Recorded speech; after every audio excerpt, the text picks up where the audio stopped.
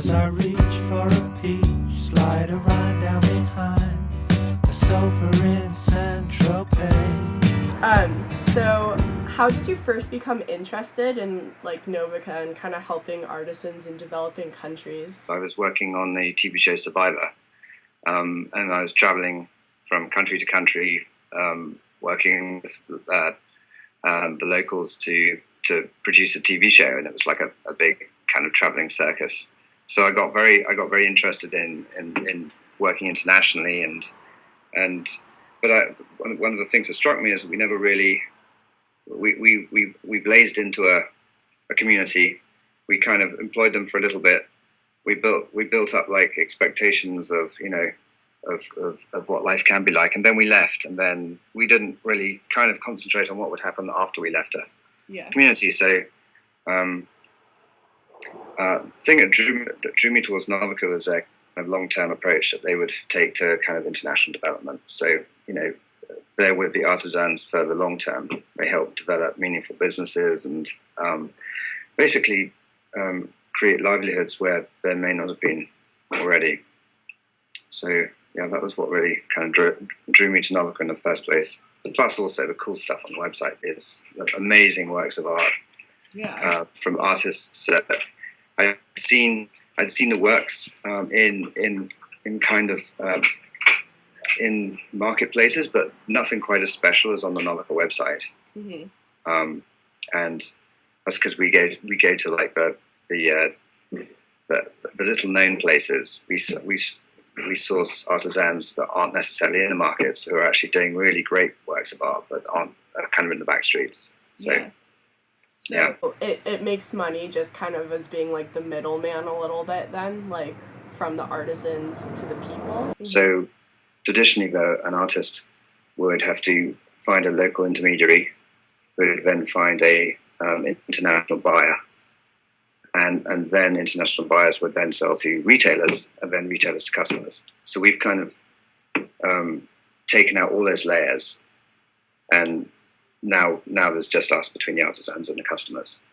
So basically, that's saved a lot of money and has enabled us to provide the artisans with a lot more than they'd usually get through traditional means.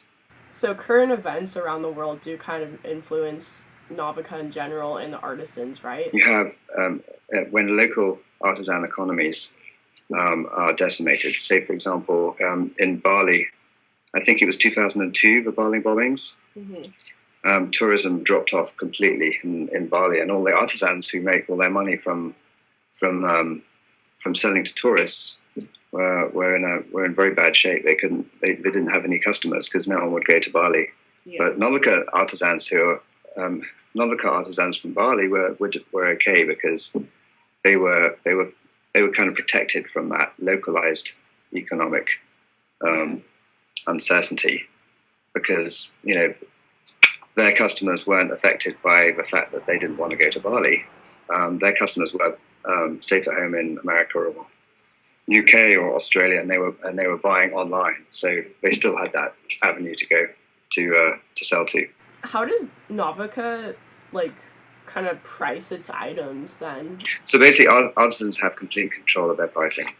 So they set their prices to how whatever they can, but whatever they would like their items to be sold for. Are there any competitors to NOVICA? And if there are, like, how does it kind of handle them? We don't strictly have competitors. We have collaborators. Mm-hmm. I know that sounds corny, but in our area of business, that is kind of really what it's all about. We all want the same thing. We all want to make a change in the world. So we have companies in our field that we admire, that we know do good work, but we don't have any direct competitors, so to speak. So we see what other people are doing. So, oh, that's really cool. Let's do our own take on that. Let's kind of figure out how we can do that, but make it better. And so there's kind of there's friendly competitiveness, really. Yeah. But also that doesn't kind of rule out sort of, collaborations with these companies in the future. So it's a nice environment. Yeah. I didn't. It's not. That's not the case for all industries, of course. But ours is quite special. The sofa in Central